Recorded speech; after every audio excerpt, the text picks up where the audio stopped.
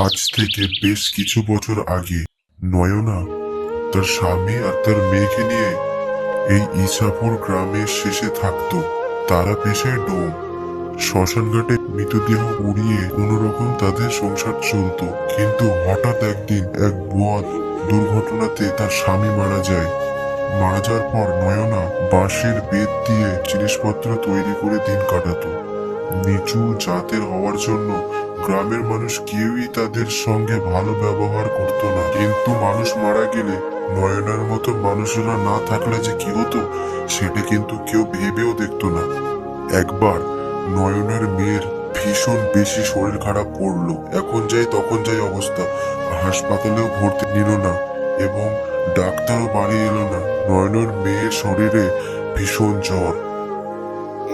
মা মা আমার আমার না ভীষণ ভীষণ জল তেষ্টা পেয়েছে মা। দাঁড়া মা, এক্ষুনি দিচ্ছি। নয়না মাটির কলসি থেকে জল আনতে গিয়ে দেখে এক ফোঁটাও জল নেই। নয়না মেয়ের মাথার কাছে সেই আগের রাত থেকে নিদ্রাহীন চোখে ঠায় হয়ে বসে আছে। তাই পুকুর থেকে জল অবধি ভরিয়ে আনতে পারেনি। আজকে তো জল আনতে ভুলে গেছি। মেয়েটা জলের ঘরে আবার জল চাই। পুকুর বাড়ি থেকে অনেকটাই দূরে, অতটা যেতে অনেক সময় লেগে যাবে। তাই সে ঠিক করে গ্রামের কুয়ো থেকে জল ভরে আনবে। সেই মতোই সে কলসি নিয়ে কুয়োর কাছে যায়। কুয়োর কাছে গিয়ে দেখে ওখানে কেউ নেই। বালতি দিয়ে কুয়ো থেকে জল তুলে যেই না কলসিতে ভরতে যাবে তখনই কিছু গ্রামের মানুষ সেখানে চলে আসে। সবাই নয়নাকে বলে, নিচু জাতের মেয়ে হয়ে এত বড় সাহস তোর! আমরা যে কুয়োর থেকে জল খাই সেখান থেকে তুই জল নিস? ভুল হয়ে গেছে গো, ভুল হয়ে গেছে। আর কোনোদিনও হবে না। আসলে আমার মেয়েটা খুব জল তেষ্টা পেয়েছে, কষ্ট পাচ্ছে। পুকুর অব্দি যেতে গেলে অনেকটা সময় লাগবে, তাই এখান থেকে জল নিচ্ছিলাম। আমাকে এবার যেতে দাও। মানুষ উঁচু নিচু জাত নিয়ে এতটাই মধ্য ছিল যে পঞ্চায়েতের প্রধান না আসা অব্দি তাকে ওখানেই আটকে রাখা হয়।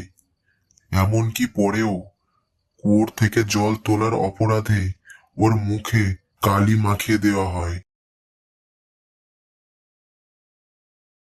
শেষ অবধি পুকুর থেকে জল নিয়ে যখন নয়না বাড়িতে ফেরে তখন সত্যিই অনেকটাই দেরি হয়ে গেছিল। মৃত্যু শয্যায় মেয়েটি জল খেতে চেয়েছিল, সেইটুকু সে পায়নি। জল না পেয়ে মৃত্যু যন্ত্রণায় ছটফট করতে করতে সে মারা গেছে। মৃত মেয়েকে দেখে নয়নাও অস্বাভাবিক আচরণ করতে থাকে। মেয়েকে কোলে করে নিয়ে পৌঁছায় সেই কুয়োর সামনে। গ্রামের মানুষ তখনও সেখানেই ছিল। যে আমাদের সৃষ্টি করেছে সেই যখন আমাদের আলাদা করে রে, তোমরা মানুষেরা নিজেদের বড় দেখানোর জন্য উঁচু নিচু জাত করে ভেদাভেদ তৈরি করেছো। আজ আমার মেয়ে যখন তোমাদের জন্য মারা গিয়েছে, এক ফোঁটাও জল পেল না, ঠিক তেমনই তেমনই আমি অভিশাপ দিচ্ছি। আজ থেকে তোমরাও এই কুয়োর জল কোনো দিনও খেতে পারবে না। কোনো দিনও এই কুয়োর জল খেতে পারবে না। এই বলে সে চোখের সামনে মেয়েকে কোলে নিয়ে নয়না কুয়োতে ঝাঁপিয়ে পড়ে। সবাই ধর ধর করে চিৎকার করে ছুটে যায়, কিন্তু কিছুই হয় না। এমনকি অনেক খুঁজেও নয়না আর ওর মেয়ের মৃতদেহ খুঁজে পাওয়া যায়নি। এরপর থেকে ওই কুয়ো থেকে যে জল ব্যবহার করেছে সেই মরেছে। যে কুয়োর জলের জন্য গ্রামের সবাই নয়নাকে অপদস্থ করেছিল, সেই কুয়োর জল ব্যবহার করা গ্রামবাসীরা বন্ধ করে দিয়েছে চিরতরে। রাতের বেলা ওই কুয়োর পাশ দিয়ে এলে অনেকেই নয়নার অতৃপ্ত আত্মার দেখা পায়।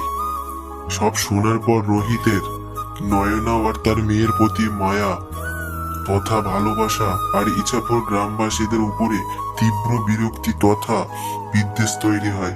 কবে যে মানুষের মধ্যে এই জাতপাত উঁচু নিচ এইসব ধারণা দূর হবে কে জানে।